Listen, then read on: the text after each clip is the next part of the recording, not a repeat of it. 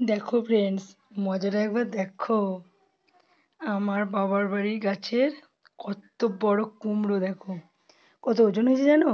5 কেজির উপর ওজন হয়েছে কুমড়োটার।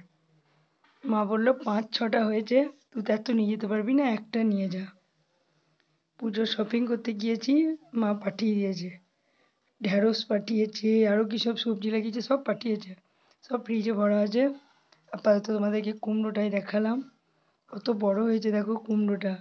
আমার বাবা নিজে হাতে লাগিয়েছে, মা বাবা মিলে যত্ন করে রেখে দিয়েছে, বলছে পুজোতে আসবি তখন আবার খাবি, আর এইটা আপাতত নিয়ে যা। তাই দেখালাম। আমার বাবা বলছে কাটবো, রান্না করো। আমি বললাম তার আগে আমি ভিডিওটা পাঠাই, কেটো না তুমি। কাটার পর নিশ্চয়ই কাঁচা কুমড়ো তো পোস্ত দিয়ে দারুণ লাগবে খেতে। তোমাদেরকে পাঠাবো রান্নাটার ভিডিও।